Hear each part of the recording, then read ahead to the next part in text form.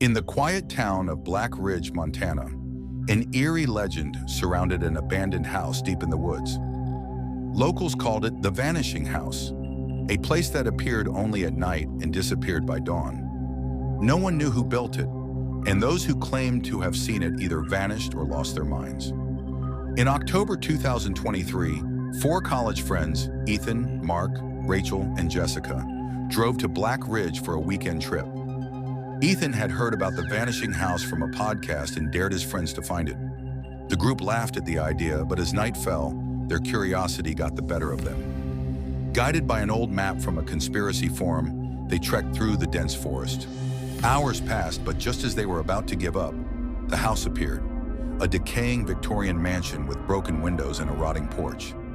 It hadn't been there moments ago. "How the hell did we miss this?" Rachel whispered. Jessica hesitated. "Maybe we shouldn't," but Ethan had already stepped onto the porch. The others followed. The door creaked open on its own. Inside, the air was thick with dust, the furniture covered in white sheets. A grandfather clock ticked loudly in the corner, but its hands were frozen at 3:33 a.m. Mark noticed something strange. There were no reflections in the cracked mirror above the fireplace. "This place is seriously messed up," he muttered. Suddenly, the door slammed shut. The floorboards groaned as if someone unseen was walking toward them. A whisper echoed through the house. "You shouldn't have come." Terrified, they ran for the door, but the hallway twisted, shifting like a living maze. The front entrance was gone. In its place stood a dimly lit staircase leading down into darkness. "We didn't see a basement from outside," Rachel stammered. But now there was no choice. The walls were closing in. They descended. At the bottom, they found an old bedroom. A single candle flickered on a nightstand, illuminating a faded newspaper clipping. October 13th, 1954. Family vanishes without a trace. House never found again. Jessica gasped. The photograph in the article was the very house they stood in, but it looked brand new.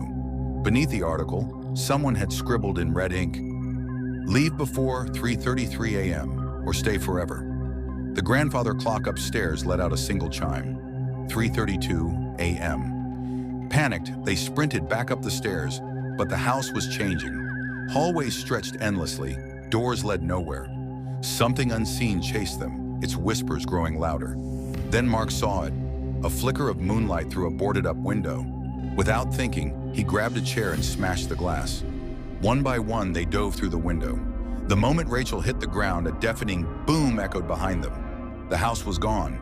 Shaken, they ran back to their car, only to find its clock reading 3:34 a.m. Had they escaped just in time?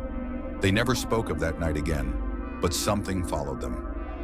Mark woke up days later with a fresh scar on his arm, 3 deep scratches. Jessica swore she still heard whispers in her dreams. 2 weeks later, he vanished. The only thing left in his apartment was an old newspaper clipping on his desk. October 13th, 2023, local man missing. Last seen researching the Vanishing House. Some say the house still appears in Black Ridge, but those who see it never return. Would you dare to look for it?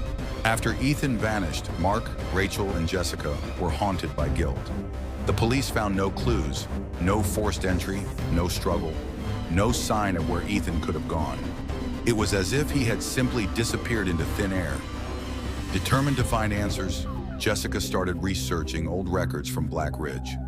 What she found was chilling. The Vanishing House had appeared throughout history, every few decades, always in a different part of the forest, always claiming victims.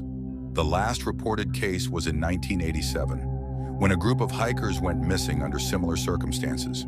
But there was one detail that sent shivers down her spine. Each disappearance happened on October 13th. It was October 12th now. "We have to go back," Jessica told Mark and Rachel. Mark shook his head. "Are you insane? We barely got out alive last time." "But Ethan didn't. We owe him this," she argued. Rachel hesitated. "What if the house is waiting for us?" Jessica showed them an old diary she had found in the town archives. It belonged to a woman named Eleanor Graves, the last survivor of the house in 1954. "I saw them trapped inside. The house wouldn't let them leave, but I escaped.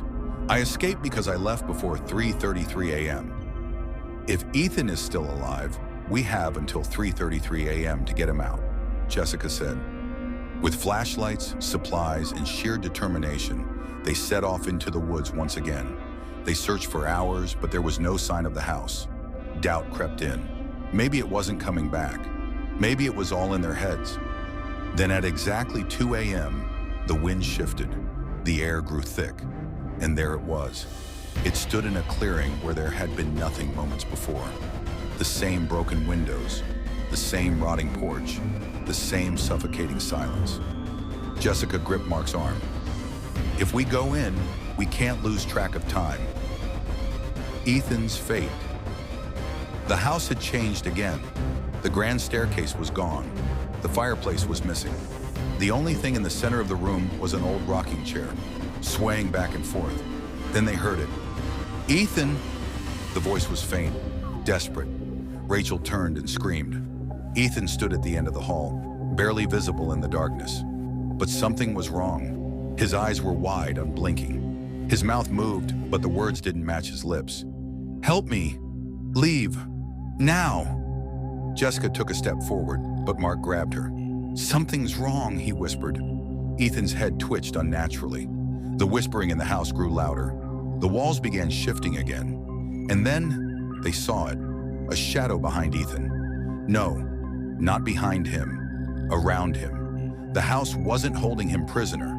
It was wearing him like a mask. The grandfather clock struck 3:32 a.m. 1 minute left. Jessica clutched the diary, remembering Eleanor's words. "I escaped because I left before 3:33 a.m. Tears filled her eyes. "We can't save him," Rachel sobbed. "We have to try." But Mark knew the truth. The Ethan standing before them wasn't real anymore. The house groaned, the walls closing in.